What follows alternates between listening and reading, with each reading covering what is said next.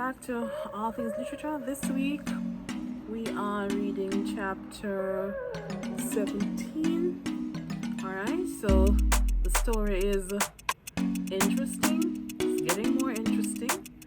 Alright, so let's see what happens in chapter 17. We ate cassava sandwiches for breakfast. I dunked mine in a ceramic cup, steaming with dense black coffee. The cassava melted in the coffee, making one thick brew.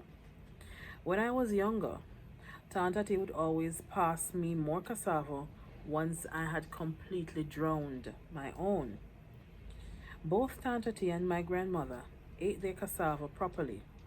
They chipped off the fragile ends with their teeth and then ventured a sip of the scalding coffee.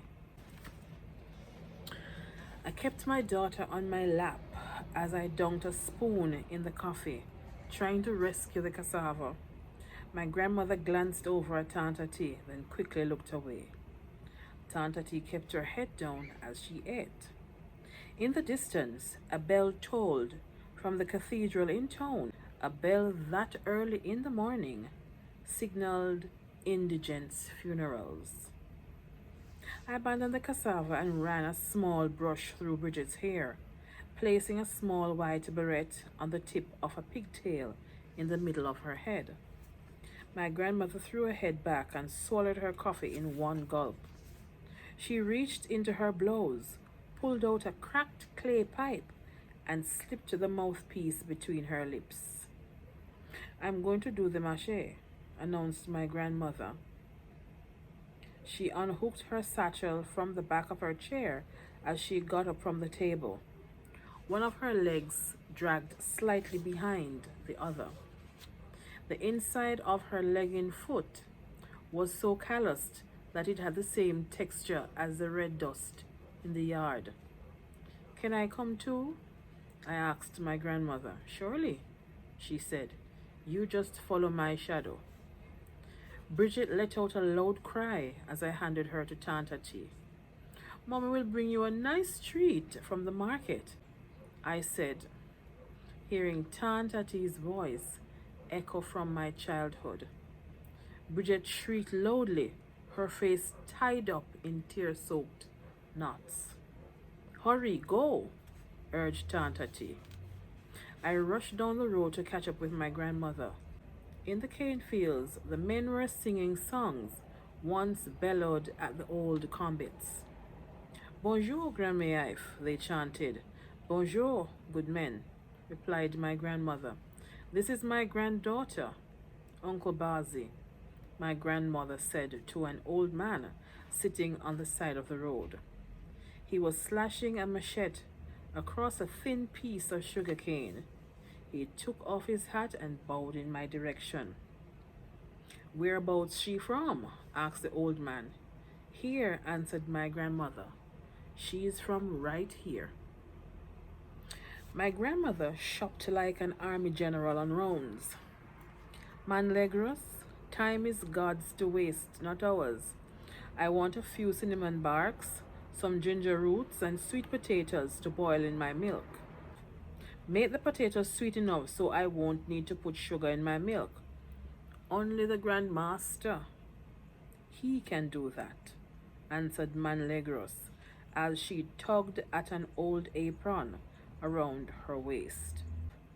"I want me a mammoth of red peas too," said my grandmother. "The beans don't need sweetness." She watched closely as Manlegros dug up a tin from a hill of beans spread out on a piece of cardboard on the ground. "Give those beans some time to settle in the cup," said my grandmother. "Let them rest in the cup, between you, between me. We know half of them is pebbles." "No pebbles here," said Manlegros. She had a blackened silver tooth on either side of her mouth. My grandmother reached inside her blouse and pulled out a small bundle. Why this bird has to come here now to make noise? Shoo! She unwrapped a cord around the little pouch, fished out a handful of crumpled girts, and paid Manlegros. Louise was sitting at her stand selling colas to a few makots, dressed in bright denim uniforms and dark sunglasses. They were the same ones who had gotten in the van yesterday. Louise was chatting and laughing along with them, as though they were all old friends. One of them was staring at me. He was younger than the others, maybe even a teenager. He stood on the tip of his boots and shoved an old man aside to get a better look. I walked faster. He grabbed his crotch with one hand, blew me a kiss, then turned back to the others. The kite boy was tugging at the young Marcote's starched denim pants, begging for a penny. The Marcote reached inside his pocket and handed the child a coin. The boy dashed across the road to buy a piece of sugar cane and mint candy. My grandmother grabbed my hand and pulled me away. We walked up to a line of cloth and hat vendors with samples draped across their chests and hats piled on their heads. I have this one at home, said my grandmother, rubbing the edge of a white fabric against her face.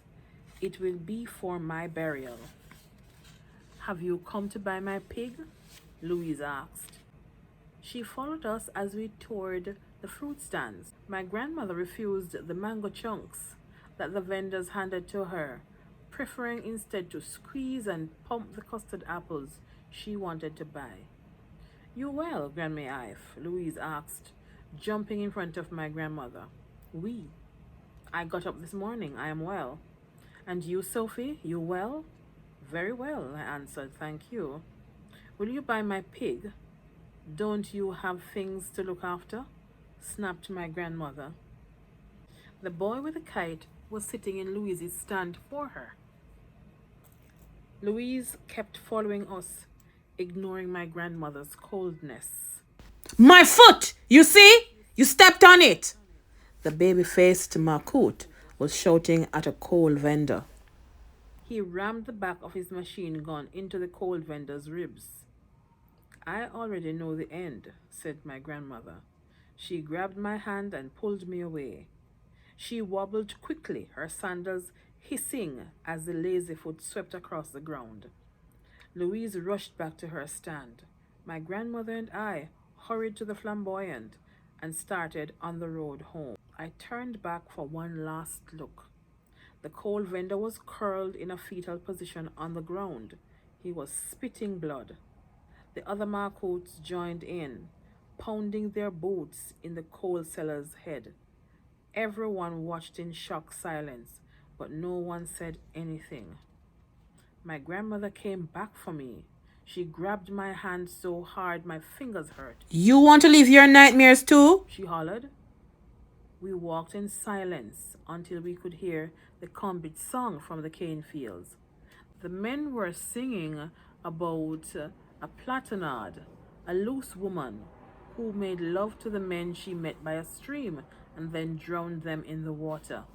My grandmother spat in the dirt as we walked by Louise's shack. Are you mad at Louise? I asked. People have died for saying the wrong things, answered my grandmother. You don't like Louise? I don't like the way your Danticat has been since she came back to Croix de Rosettes. Ever since she came back, she and I, we are like milk and lemon, oil and water.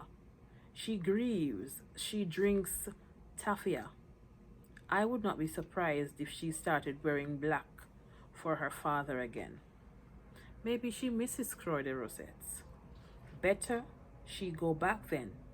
You bring a mule to water, but you cannot force it to drink the water. Why did she come back?